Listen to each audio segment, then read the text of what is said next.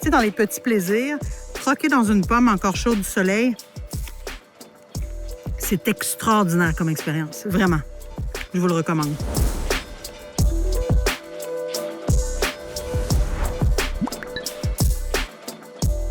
Moyenne d'âge 12 ans. Et là, on est sur entre 18 et 25 ans. On est où exactement?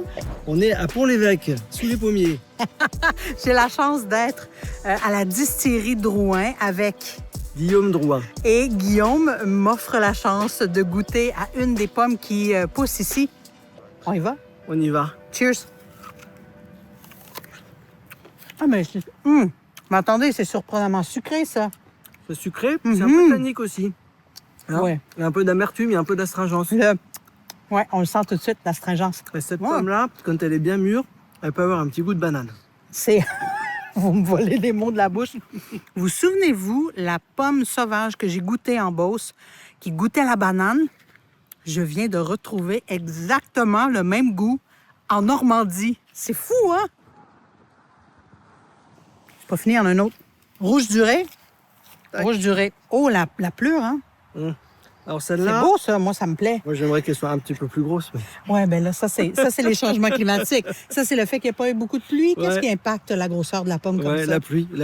Ouais. Il faut de l'eau pour que les pommes grossissent. Voilà. Cheers! La pomme est chaude. Oh, wow! Avec le soleil. Alors, celle-là, elle est bien juteuse. Un peu moins tannique que la précédente. C'est une variété douce, celle-là. Vraiment douce, sucrée, avec une belle pelure robuste. Wow!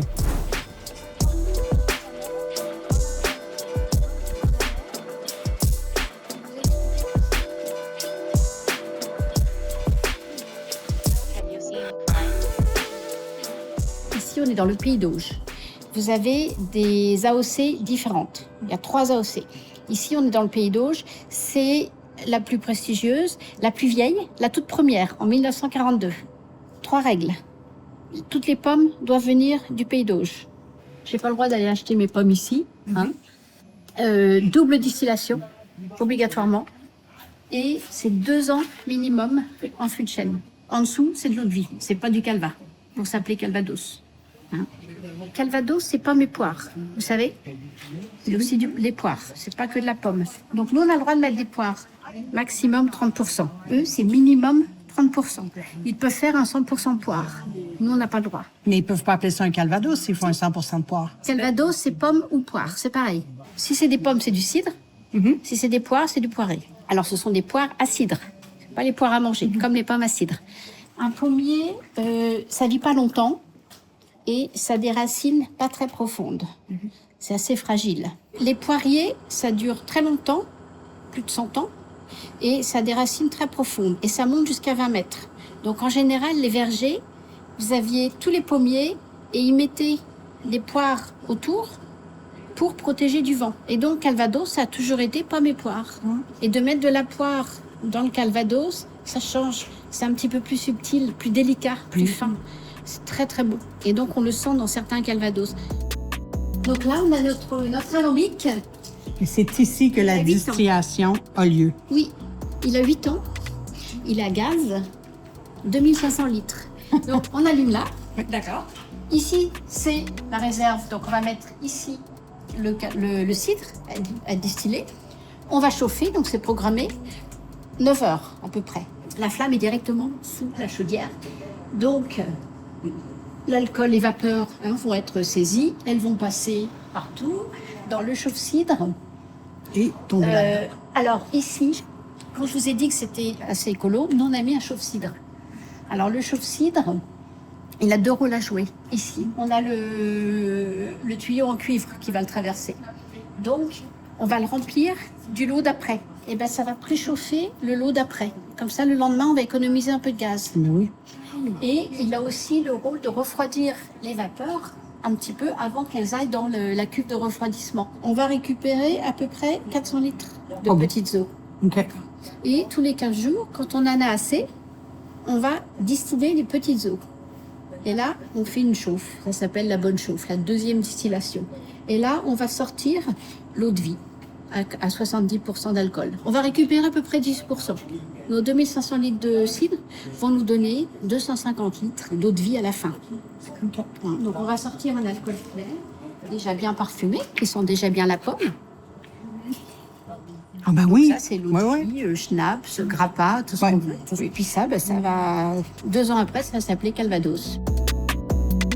C'est ce qui a motivé, donc, M. Drouin à partir sa propre entreprise de distillation. Donc, le grand-père avait acheté la petite ferme là-bas, mais il était industriel à Rouen. Il n'avait jamais le temps de vendre. Christian Drouin, fils, s'est joint à son papa dans les années 80, et là, il a commencé à le vendre. Il a acheté cette ferme en 90 parce qu'ils n'avaient plus assez de place.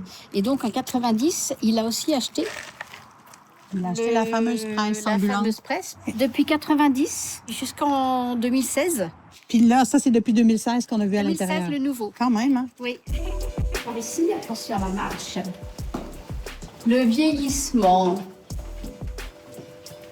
Alors, le fût, il a 3 rôles à jouer. Déjà, le bois, d'où il vient, l'âge, comment il a été fait, le gras, ça a une importance, comment il a été toasté, parce que ça se toast, ça se brûle à l'intérieur.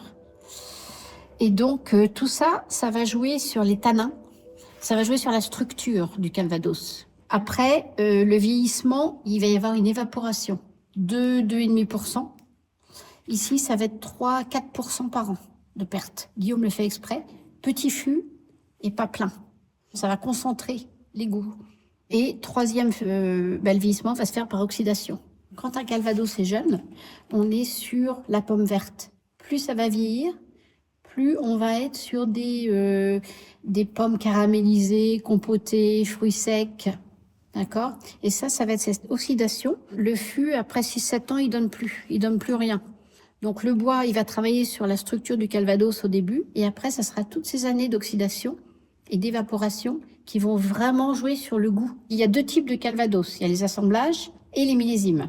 Alors le millésime, ici, c'est la spécialité. On a la plus grande collection au monde de millésimes, avec plus de 35. Et millésime, ça veut dire 20 ans en fût minimum, après la première mise en bouteille.